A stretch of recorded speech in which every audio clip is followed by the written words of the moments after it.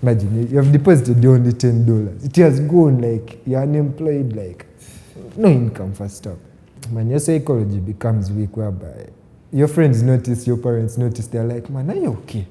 But they just don't know what you're going through. But welcome to yet another beautiful episode of the Bullish Banter. And once again, it's me, your host, Emma. And of course, they do not have Rufus and Jesse. So I'll be taking you through with another interesting gentleman over here.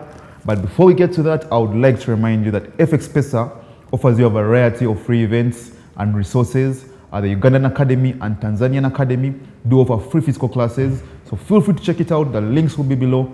And in Kenya, we offer free classes as well. And the links will be right below. Other than that, allow me to welcome the CEO of Candy Forex Academy Uganda. Say hi to the viewers and give an introduction. My name is Onep Clarence from Candy Forex. All right, so very amazing. So Candy Forex, right? Yeah. So I believe you have a company of traders, like a community of traders, and it's very interesting how you guys operate, yeah? So I would like to know, as the CEO of Candy Forex Academy, how do you guys come up with the idea of like, let's build a team, then have our own Forex Academy? Okay, the whole idea of building a team and having our own Forex Academy community is like, with time in trading, you need a community to move up, like to develop, like that self-development. So you need a community to back you up. Then like meet a friend, and like when you meet friends and all of you have the same common goal, you literally unite and push to make sure the goal is driven back home. All right, interesting. So now that's how you come up to form the community, right? So now on your personal terms as a trader, what was your journey like? Like, where did you start from? How did you learn about Forex? And how did you get to this point where you can talk to a few people and be like, you know what, let's form this company of traders and Candy Forex as it is? Yeah, so I literally learned about Forex. I think it was like, I was in my senior 4 work. Then like, wow. For options, about to make money online, tried betting, didn't work obviously. Betting is a go-to for Ugandans. Yeah, then tried Forex a bit, but not direct Forex, like trading options. We're trading options, export options. Then like, finally landed with MetaTrader. Then I'm like, let me give it a shot, and yeah, win, lose, some lucky chances. Then. And this was in your senior 4 O-level vacation? Okay, interesting. So now, from your side, did you get a mentorship, or did you just learn on YouTube, or did you have someone help you out in your journey up? Getting mentorship, by that time, traders were literally few, and like I didn't even know most of them, but like I was with my friend, then we were like, let's learn this using YouTube. All right. So YouTube was your go-to to learn, right? So I'll ask you something about strategies and concepts, right? So as you're teaching yourself on YouTube, one of the problems we have, or many traders are facing out there, is coming down to combine a strategy, right? Yeah. So I would like to know, how did you approach that thing? Because you were learning from online resources, right? So how did you approach to be like, you know what, this works for me, I don't need this, okay, now let me combine this and come up with what I'm doing now? All right, then like how we literally came up with the strategy that we use now and we have always been using from the start is like, partially we had an uncle that works in the bank and was like, you kids are driving something home. Then he happens to get for us videos of, there's a trader called Adam Kalu, something like that. Then like, somehow banks also trade. So he gives us those videos. We watch, we learn. Then at the end, we come up and we're like, okay, this works, this doesn't work. So you were with the same people that you began Candy Forex with? Yeah. Together, so you guys came up together in the trading space? Yeah. Oh, interesting, very, very interesting. So now, in that period of time when you're learning, right, what were the hardships that you faced, and how did you overcome them as a personal trader, or as a community, as a group of traders? Not having, the strategy wasn't perfect by then, that was one. Then like, capital was like really serious. A big issue, right? Deposit $10 and you feel you've deposited a lot, yet it's nothing, it's literally nothing. And when you lose it, it's still going to hurt you at the end of the day. When you lose to get another $10, remember you're on vacation, so no source of money, you know what? Talk nicely to your mom, she tips you, you get back into trading. You blow it that same day they've given you the money actually, then you're like, will it work, will it not work? But like, I think the main challenge has been like capital. So now, as Candy Forex or as Onep, how did you come around this? Did you get a job, or did you just give it time and compound an account and grow it up to the level where you are comfortable? So like from like that senior 4 time, so I happened to join A-level. Then like in A-level, since like I had some money, not small, but like some good money, so I used to do like school events and like sell tickets to kids, and you come up with 4 million, 5 million. Then when you come back in the holiday, that's capital to That's trade. capital to trade. Yeah. Very interesting. So within that period of time from your senior 4 work, right? Even in A-level, you were in the markets while you're doing this other business to get capital? Like during A-level, I could do some mentorships with some teachers that were administrators, like after preps. Then like, yeah, so the whole time I've been like into the markets more than even physical. So now from O-level throughout high school, you were in the markets. Yeah. Very interesting, because I think one of the problems the younger people face when they come into the market is how to balance school and trading, right? And some people feel like, no, either I should drop out or I should do this. So would you advise that, because you're able to balance the two? Do you think it's something that everybody out there listening can actually do? The thing about dropping out is it's not an option. Like, you can't drop out, you see. You just have to find how you can balance this up, because like the biggest question I get is, after senior 6, did you join campus? Did you not join campus? Because guys say you're doing Forex videos, doing live trading sessions, you're doing what, so they're like, did you drop out? And okay, and they assume you have like, probably, let me say like 200 mil, 100 mil, like steady cash, but that's not the case still. So there's a public assumption to it as well. Yeah, there's a public assumption, but like you find how to balance, because I go to campus, classes get done, or I be in class when I even have trades going on, like doesn't affect that much. Yeah, I do understand when you say from that, because I've gone through the same through university, and many people find it hard to believe that you actually finished campus. That's the hardest thing. Yes, I understand. So you spoke about the perception that comes around, right? So as I know, your company is Candy Forex, right? You do a lot of educational events, and you're doing a lot of content online. I've been able to say a few of those, right? So now what do you think about the whole media space in Uganda and how it's driving in terms of Forex awareness at the end of the day? The whole media space in terms of the Forex thing is like... Yeah, the influencers, the traders online. The influencers are there, but like they're still not driving the point home. Like, you find like there are only 2 traders into it, there are 5 to 10, like the accountable traders doing it, you see.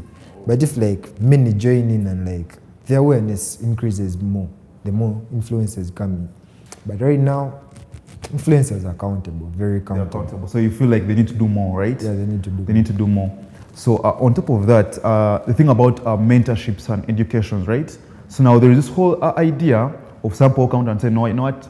Me, I'm self-taught, so I'm the best trader. Self-teaching is the best. Then there's a group that says you need mentorship to go further, right? So from your perspective, because you guys relied on first YouTube, right? Then your uncle gave you a couple of videos that you're able to use to formulate what you do, right? So what do you feel like what's your take on that? Is mentorship a necessity for anybody who wants to start trading? Or do you feel like they can actually do it on their own as well? The thing with doing it on your own is never works. That's the It never works. At some point you get a mentorship. You literally don't know everything, so you literally learn from someone. You see, even the guy that comes for the mentorship, you're mentoring them, but you learn something from them. Like, learning is a whole circle that never ends. So I'd prefer you go through mentorship. All right, that's very, very interesting. So now, coming down to the charts, right? Do you have a specific style of trading that you adhere to, or do you just combine different concepts or strategies to come up with what you do? I never change the strategy. Like, so the same strategy. So it wasn't like classified as, let's say, ICT, SMC, BTM, MON? It wasn't, because even by the time we were learning, there was nothing like ICT, SMC. It was just basic strategies that were there by then. Wow, so just price action at the end of the day. Well, that's very, very interesting. I want to have your take, eh? You said that there's a time where you guys would deposit $5, $10, and they blow it and you go and look for it, or you talk out to your parents and ask them to give you some money or handouts that you would trade, right? So over time, we have seen that these kinds of losses are said to cause some kind of psychological barriers for traders, especially in the beginners and the intermediary level. Now, as you, how did you go around that? Or did you experience those kinds of like the emotions or the psychological barriers? And if you did experience them, how did you get around them? Okay, the experiencing bit is like deposit. You literally deposit, and your first trade is just a loss, and you're like, man, does it work really? Like, you go back to the internet and you see some guys making life out of all this shit. Then you're like, man, the problem is mine, because some other guy is making. Then you have the fuel to come back to the market and try again. Then like sometimes you cry, or you may cry. There's crying involved at the end of the day. Imagine you have deposited only $10. It has gone, like you're unemployed, like no income first up. There's the unemployment factor as well. Then man, your psychology becomes weak, whereby your friends notice, your parents notice, they're like, man, are you okay? But they just don't know what you're going through. It's the SL, the account is blown, you're going. Yeah. Then like how I overcame that, like with time, it becomes normal that you don't feel anything. You just be like, true, I've blown, I need to look for capital. Like the pain somehow just disappears. It's not that deep like in the Just very disappears beginning. over Like, time.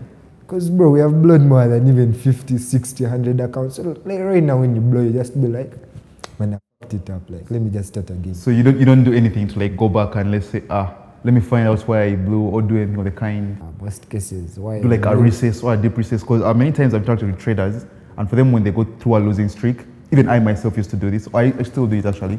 If I have a losing streak, I do a recess. Okay. So now on your side, you just got used to it. Doing a recess works for some doesn't work. They work for everyone. Why would they be like doing homework on what has already happened? Yet there are new things that are going to happen that I have no idea about. The build difference. Doing recess, it's like you're revising a question that won't come back because the markets, things just change. What happened yesterday won't happen next week. Like, yeah. Oh, that's a perspective. That's a very interesting perspective. So, what word of advice would you give someone who feels like for them they're struggling in psychology? Or they're having those emotions attached to them when they are losing? And you just have to lose more. So that like that fear goes away. That's the real truth. So like, there's nothing you're going to do mainly. Like you go play, even if you play, you'll still remember that, bro. You still remember the money you blew. You sleep, you'll still wake up and remember. So just lose more, you'll get used and you're like. Of course, because you will sleep and you still wake up hungry because you blew the money for food. So, all right, that's very, very interesting. So, in your perspective or on your take, to overcome psychology, you need to overcome the fear of losing money. Because, of course, we have had entrepreneurs tell us that a scared money never makes money, right? So, that's your angle at the end of the day. Scared money, they make money. That's very, very interesting. I do want to ask you a very simple question. Do you have a risk management approach? Do you have an idea of how you manage your funds? Or you just come in and since you're not scared of losing anymore, you've taken away the fear. I get this and I have 1M, I can just put it and go on. How do you approach it? The thing with risk management, let's first go to what I hate. Like, I really hate this thing very much. Whereby, I'll come to mine. Whereby a guy is like, man, I risk 1 to 3. Like, a guy risks 1 to 3. Like, it's okay to risk 1 to 3 because you protect the account. Yeah, in terms of risk to reward. But like, why does your trade go to 1.25 or 1.2 and you're not closing because you want to reach 1.3 and in the end it reverses and you... So you can take a 1.25? But I can take a 1-to-1. You can take a 1-to-1? It literally means I have like an extra one that I can risk on the next trade. On the next trade. So the idea is to take something. And the idea is to take. Nobody has to know how much you took. As long as you took, that's the whole thing. Because when you take, then you can withdraw. If you don't close the trade. But for you, what would your take be on the 1 to 3? So I'm a big guy on risk, on how they call it, swing trading, right? And I do a lot of risk to reward. But what I do, I take partials. So I can hold a trade going for like 200 pips. I'll have like a 30 pips stop loss. And every after like 50 or 100 pips, if I feel like bits of reversing or signs of reversing, I take a portion out of it. But I'm much more comfortable with letting my trades play out. That's a smart idea. At least you've taken something in case it reverses. But now 1 to 3 you're holding, you even hit your ACL now, you gained nothing.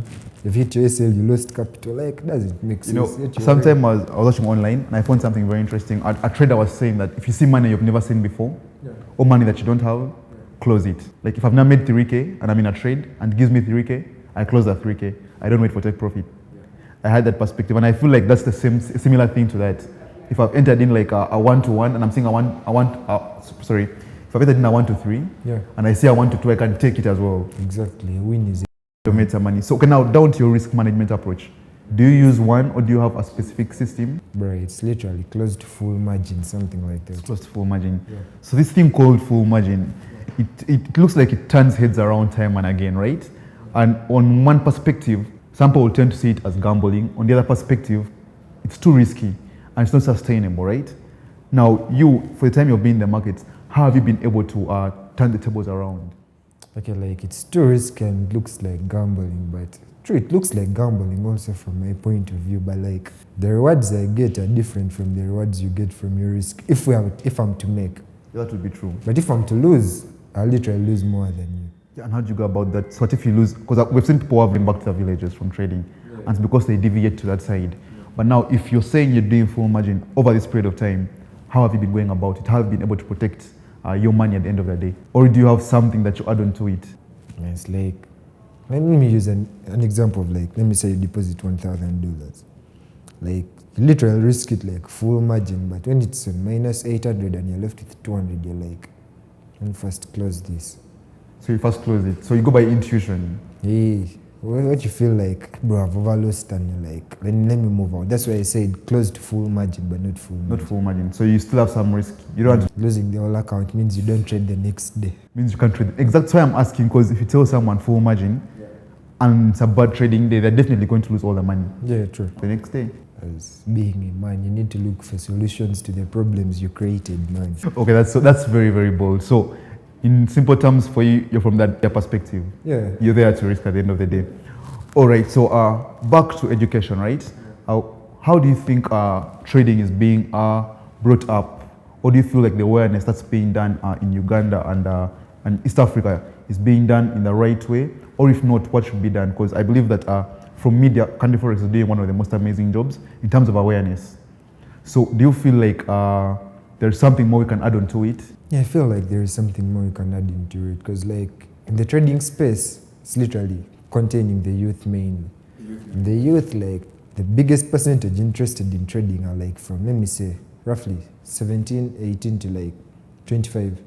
Because above 25, I think guys be chasing some other things with life. But the age from 17 to 25, they're really interested in trading. And like what I need you guys to do is like engage more of the younger people into this, you see. So engage more young people into trading, right? Because right now the guys we're engaging are guys that are at campus, guys that are done with campus. But if we could engage guys that are in high school, it would literally broaden the base. So you feel like it has to be grown from the grassroots, from a younger age.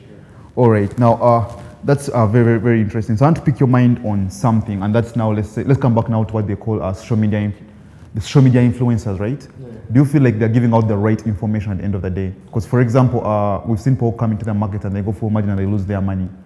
And sometimes it's because of how this is being portrayed on social media. So in your perspective, do you feel like that is right, or is it being done the wrong way at the end of the day? Okay, social media influence, it's like true influencers doing to bring in sales or something on his side, but like to the person watching it is getting a whole wrong view about the trading thing. It's like, hey, trader posts I makes 10K every day from $10. Now you deposit $10 10 times, you won't even reach $100. You might by luck, but most cases you may not. And they have to be like, has to be skill at the end of the day. So influencers, like, they don't tell you what they go through.